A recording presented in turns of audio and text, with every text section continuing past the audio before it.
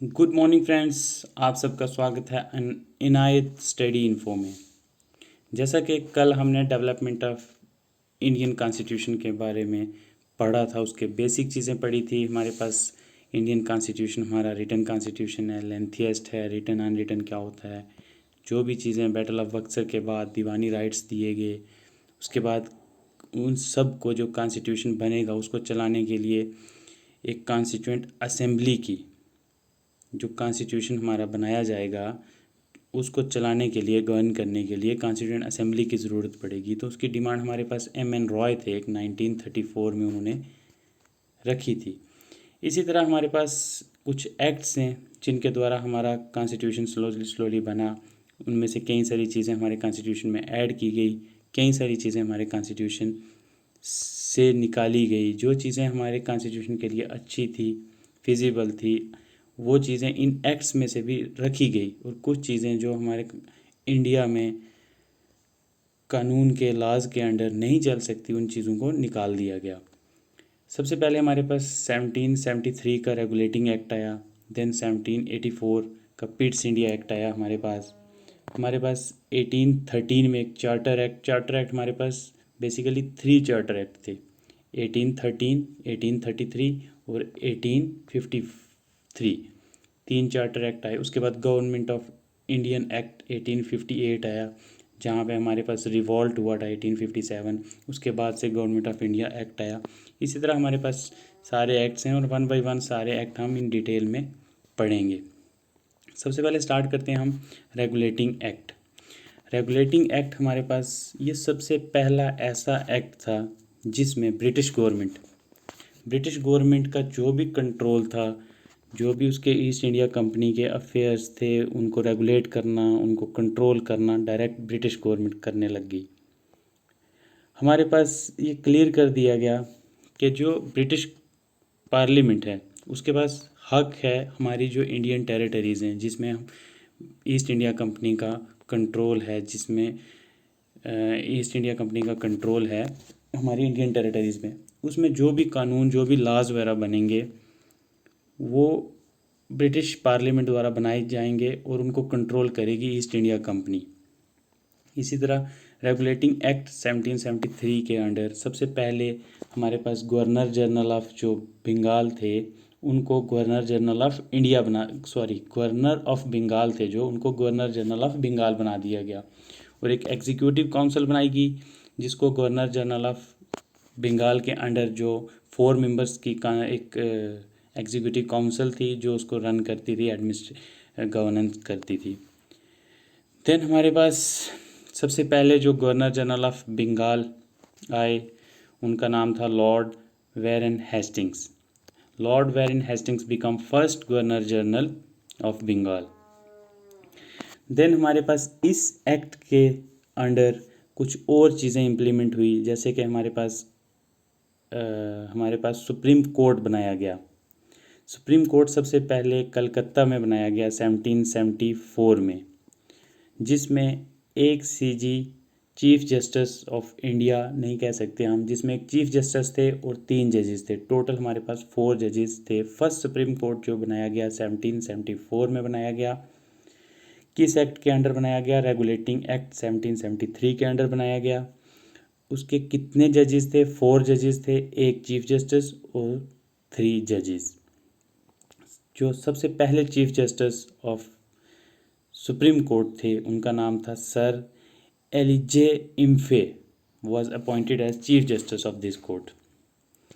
Then हमारे पास इसी एक्ट के अंडर कुछ और चीज़ें आई, जैसे कि administrative centralization in India initiate किया गया। गवर्नर जनरल ऑफ बंगाल को सुपीरियर बनाया गया। जो हमारे पास गवर्नर ऑफ मद्रास और गवर्नर ऑफ बम्बे थे, जो आज की डेट में बम्बे, जो आज की डेट में मुंबई है, और मद्रास जो आज की डेट में नाउ-अ-डेज़ जो चेन्नई है, तमिलनाडु के अंदर जो चेन्नई उसकी कैपिटल है, उसको मद्रास कहा जाता था पहले। मद्रास का जो गवर्नर थे और बम्बे के जो गवर्नर थे वो किसके अंडर आ गए? गवर्नर जनरल ऑफ बंगाल के अंडर आ गए। First governor general of Bengal कौन थे? Lord Warren Hasting. इसी तरह जो रेवेन्यूज़ की, मिलिट्री की, सिविल अफेयर्स के जो भी रिपोर्ट्स थी, जो भी उनकी डिटेल्स थी, वो कोर्ट ऑफ डायरेक्टर से पूछी जाती थी। और वो ब्रिटिश गवर्नमेंट जो भी डिटेल्स वगैरह उनसे लेती थी वो कोर्ट ऑफ डायरेक्टर्स द्वारा लिया करती थी, रेवेन्यू के रिलेटेड, मिलिट्री के रिलेटेड और सिविल अफेयर्स के रिलेटेड। कोर्ट ऑफ डायरेक्टर जो थे गवर्निंग बॉडी ऑफ कंपनी थे। गवर्निंग बॉडी ऑफ कंपनी की जो टर्म थी वो 4 इयर्स टर्म थी। जो गवर्निंग बॉडी बनाई जाती थी, जो कोर्ट ऑफ डायरेक्टर बनाए जाते थे, उनकी जो 4 इयर्स टर्म्स होती थी, 4 इयर्स के बाद फिर से वो नए कोर्ट ऑफ डायरेक्टर्स बनाए जाते थे। ये हमारे पास था रेगुलेटिंग एक्ट 1773। इसके बाद हम पढ़ेंगे पिट्स इंडिया एक्ट 1784। अब जो कुछ कमियां रेगुलेटिंग एक्ट 1773 में रह गई थी वो चीज़ें पिट्स इंडिया एक्ट 1784, 11 साल बाद जो दोबारा से एक नया एक्ट आया उसमें कुछ चेंजेस लाए गए, कुछ चीज़ें ऐड की गई, कुछ चीज़ें निकाली गई। अब पिट्स इंडिया एक्ट में क्या होता है कि पिट्स इंडिया एक्ट 1774 जो हो था, उसके जो कमर्शियल फंक्शन थे, उस एक्ट के अंडर जो कमर्शियल फंक्शन थे कंपनी के और जो पॉलिटिकल फंक्शन थे, कमर्शियल फंक्शंस और पॉलिटिकल फंक्शंस पहले एक साथ कोर्ट ऑफ डायरेक्टर थे जो वो उनको गवर्न करते थे, उनकी रिपोर्ट्स वगैरह देते थे, जो भी सब कुछ। बट अब जो इस एक्ट के अंडर था, पिट्स इंडिया एक्ट के अंडर, कमर्शियल फंक्शंस और पॉलिटिकल फंक्शंस अलग अलग कर दिए गए। जो कोर्ट ऑफ डायरेक्टर जो पहले हमारे रेगुलेटिंग एक्ट में बनाए गए थे उनको जो कमर्शियल फंक्शंस दे दिए गए। कोर्ट ऑफ डायरेक्टर्स जो भी कंट्रोल करेंगे, जो भी कमर्शियली जो फंक्शंस होंगे कंपनी के, वो सारे गवर्न कौन करेगा? कोर्ट ऑफ डायरेक्टर करेंगे। और जो बोर्ड ऑफ कंट्रोल एक और बोर्ड बनाया गया, उसके 6 मेंबर्स बनाए गए, उनको जो था पॉलिटिकल जो अफेयर्स थे वो हैंडलिंग के लिए दे दिए गए। जो भी पॉलिटिकल फंक्शंस थे, पॉलिटिक्स के रिलेटेड जो भी फंक्शंस थे, वो बोर्ड ऑफ कंट्रोल रन करती थी। इसी तरह हमारे पास पिट्स इंडिया एक्ट के अंदर जो बोर्ड ऑफ कंट्रोल और कोर्ट ऑफ डायरेक्टर बनाए गए, जिनको board of control BOD, board of control, जिनको पॉलिटिकल फंक्शंस दिए गए, और COD, कोर्ट ऑफ डायरेक्टर, जिनको कमर्शियल फंक्शंस दिए गए। उन्होंने double government, court of director और बोर्ड ऑफ कंट्रोल को हम डबल गवर्नमेंट कहते थे। डबल गवर्नमेंट सिस्टम तब बन गया। बोर्ड ऑफ कंट्रोल थे जो बोर्ड ऑफ कंट्रोल जो हमारे पास बोर्ड ऑफ कंट्रोल कौन से फंक्शंस चलाते थे, आपको ये दोस्तों याद रखना है अच्छे से। BOD, बोर्ड ऑफ कंट्रोल जो है 6 मेंबर बॉडी थी, वो पॉलिटिकल अफेयर्स हैंडल करते थे। और जो COD, कोर्ट ऑफ डायरेक्टर, आप ऐसे भी याद रख सकते हैं, C से कोर्ट ऑफ डायरेक्टर, C से commercial affair functions, commercial affairs. तो जो बोर्ड ऑफ कंट्रोल थे उसको सुपरवाइज कर दिया गया। बोर्ड ऑफ कंट्रोल के अंडर कोर्ट ऑफ डायरेक्टर काम करते थे।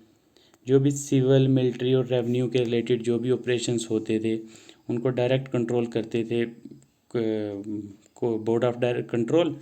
और इसी तरह जो कोर्ट ऑफ डायरेक्टर्स जो भी उनके कमर्शियल फंक्शंस थे वो भी इसी के अंडर रह के काम करते थे। इसी तरह हमारे पिट्स इंडिया एक्ट में कुछ एक चीज़ की गई, कुछ चेंज किया गया। जैसे कि 4 मेंबर बॉडी बनाई गई थी, पहले काउंसिल बनाई गई थी, एक एग्जीक्यूटिव काउंसिल पिट्स रेगुलेटिंग एक्ट में। उस एग्जीक्यूटिव काउंसिल के 4 मेंबर थे। और जब ये एक्ट आया, पिट्स इंडिया एक्ट 1784 आया, इसमें जो 4 मेंबर थे उनको कम करके 3 मेंबर्स कर दिया गया। एक जो मेंबर था उनमें जो कमांडर इन चीफ, जो भी ब्रिटिश का किंग था, उस किंग की जो आर्मी थी इंडिया में, उस आर्मी का एक लीडर बनाया गया, जिस कमांडर इन चीफ जिसको कहा जाता था। वो कमांडर इन चीफ जो था एग्जीक्यूटिव काउंसिल का एक मेंबर था। वो इसलिए यहाँ पे था, जो हमारा गवर्नर जनरल था उसकी सपोर्ट के लिए, उसकी स्ट्रेंथन के लिए कमांडर इन चीफ बना दिया गया और उसको हक भी दिया गया वोट कास्ट करने का। जो ये पिट्स इंडिया एक्ट है, ये आपको ये याद रखना है कि जो उस टाइम पे 1784 में ब्रिटिश के प्राइम मिनिस्टर थे जिनका नाम था विलियम पिट, जिनके नाम से ये एक्ट बनाया गया, पिट्स इंडिया एक्ट 1784। नेक्स्ट है हमारे पास charter act of 1813। Charter act of 1813 जो आया, इसके अंदर हमारे पास जो ईस्ट इंडिया कंपनी की मोनोपोली थी, ट्रेड की मोनोपोली थी जो चाइना के साथ, इंडिया के साथ, उसको ख़त्म कर दिया गया। चाय को छोड़कर बाकी जो भी ट्रेड था चाइना के साथ वो ख़त्म कर दिया गया। इसी तरह 1813 एक्ट के अंदर जो था, जो हमारे पास 3 काउंसिल्स थी, मद्रास, बम्बे और कलकत्ता। नाउअडेज कलकत्ता को कोलकाता कहा जाता है, जो हमारी कैपिटल है वेस्ट बंगाल की। तो जो इनकी जो काउंसिल्स थी उनको बढ़ाया गया, एक्सपेंड किया गया, रेवन्यूज़ वगैरह कलेक्ट करने के लिए या जो भी उसके कमर्शियल प्रॉफिट्स के लिए उनको थोड़ा एक्सपेंड किया गया। तो जो ये टेरिटोरियल रेवेन्यू था और जो कमर्शियल रेवेन्यू था जो कंपनी रेगुलेट करती थी, इसको वो सेपरेट रखते थे। इसी तरह हमारे पास इस एक्ट के अंदर हमारे पास Christian missionaries were allowed to work in India. It means Christian missionaries का मतलब जो हमारे क्रिश्चियन लोग थे, उनके जो साधु संत लोग होते हैं, वो लोग इंडिया में अलाउड कर दिए गए। वो ये काम करते थे इंडिया में आकर कि अपना मज़हब, अपने मज़हब को बेस्ट कहते थे और लोगों को दावत देते थे कि हमारा मज़हब जो है क्रिश्चियन बेस्ट मज़हब है और इसको ज्वाइन करो। और वो जो क्रिश्चियन मैसनरीज जो लोग थे उनको इंडिया में अलाउड कर दिया गया। किस द्वारा? ईस्ट इंडिया कंपनी द्वारा उनको अलाउड कर दिया गया। इसी के साथ साथ ये एक और प्रोविज़न भी इस एक्ट के अंडर आया कि जो हमारी ईस्ट इंडिया कंपनी है वो 1 लाख रुपया इन्वेस्ट करेगी एजुकेशन सिस्टम के ऊपर। किसकी एजुकेशन? इंडियंस की एजुकेशन। जो इंडियंस लोग हैं उनकी जो एजुकेशन है, एजुकेशन उनको प्रोवाइड की जाती है, उनका जो एजुकेशन सिस्टम है उसके ऊपर 1 लाख रुपया पर ईयर जो है इन्वेस्ट किया जाएगा। इसी तरह हमारा चार्टर एक्ट जो 1813 फर्स्ट टाइम जो था, इसने कॉन्स्टिट्यूशनल पोजीशन थी जो ब्रिटिश टेरिटरीज़, जो इंडिया के अंदर ब्रिटिश की टेरिटरीज़ थी, उसकी जो कॉन्स्टिट्यूशनल पोजीशन थी उसको एक्सप्लिसिटली डिफाइन किया। किस एक्ट ने? चार्टर एक्ट 1813 ने। इसी तरह हमारा ये चार्टर एक्ट 1813 हुआ। इसके अंदर एक चीज़ और हुई, जो लोकल ऑटोनोमस बॉडीज़ थी उनको जो एम्पावर कर दी गई कि जो भी तुम टैक्स वगैरह, जैसे हमारे आज की डेट में पंचायत हमारी लोकल बॉडी होती है, म्यूनसिपैलिटीज़ होती हैं, ऐसे तब भी लोकल बॉडीज़ बनाई जाती थी और उनको अलाउड कर दिया गया कि आप जो है जो भी चीज़ों पे टैक्स लगा सकते हो और टैक्स कलेक्ट कर सकते हो। वो भी हमारा 1813 चार्टर एक्ट के अंडर हुआ। इसी के साथ हमारा नेक्स्ट वीडियो थोड़ी लंबी हो जाएगी गाइस, फिर भी हम एक चार्टर एक्ट 1833 पढ़ के इसी पे वीडियो एंड करेंगे। चलो पढ़ते हैं charter act 1833। It was passed by the British parliament to renew the charter of East India company.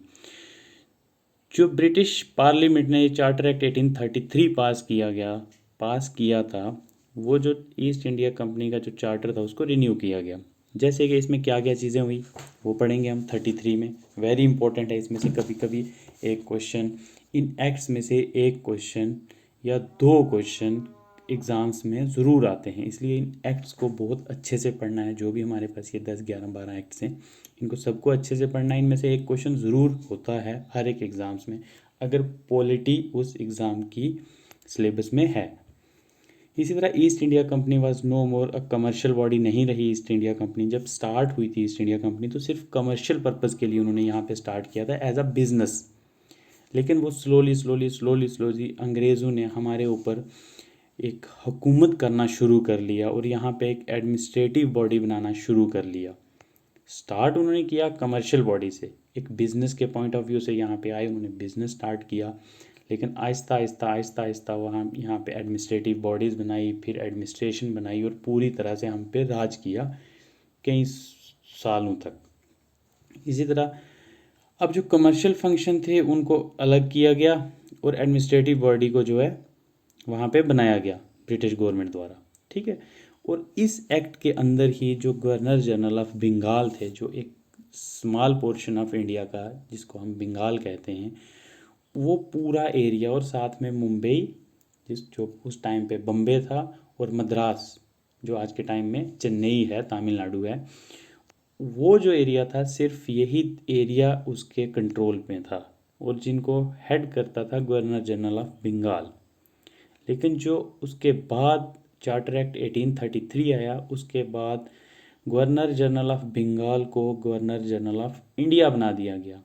कहने का मतलब पूरे हिंदुस्तान के ऊपर ब्रिटिश का डायरेक्ट कंट्रोल आ गया, एडमिनिस्ट्रेटिव बॉडी बन गई और पूरा कंट्रोल जो था अब तक लगभग अंग्रेज़ों के पास चला गया था। लॉर्ड विलियम बेंटिक थे जिनका नाम था, become the first governor general of India in 1833।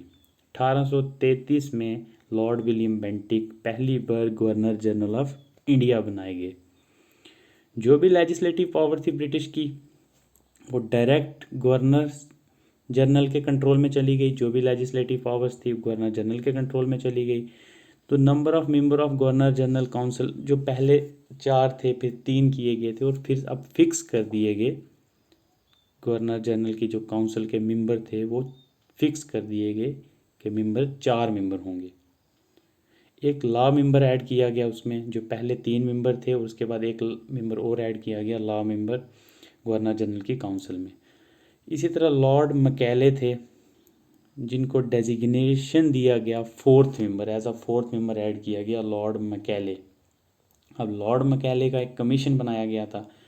आपने कभी ना कभी ये नाम सुना होगा लॉर्ड मैकेले। तो लॉर्ड मैकेले एक फर्स्ट लॉ कमीशन बनाया गया इंडिया में, किस एक्ट के अंडर? चार्टर एक्ट 1833 के अंडर। लॉर्ड मैकेले था जो उनको चेयरमैन बनाया गया उस कमीशन का। First Lord Macaulay was designated as the 4th member. जो हमारे पास पहली बार जो लॉज को कोडिफाई करने के लिए, लॉज बनाने के लिए एक कमीशन बनाया गया था, उसके चेयरमैन कौन थे? Lord Macaulay. तो ये था हमारे पास चार्टर एक्ट 1833। अब इसके बाद हमारे पास आज हमने 4 एक्ट पढ़े हैं। Regulating act 1773, Pitt's India act 1784, 1813 charter act और 1833 चार्टर एक्ट। मेरा ऐसा मानना था कि हम आज 6 एक्ट जो थे हम आज पढ़ लेंगे, बट वीडियो लंबी हो जाएगी, इसलिए हम सिर्फ 4 एक्ट ही आज पढ़ेंगे।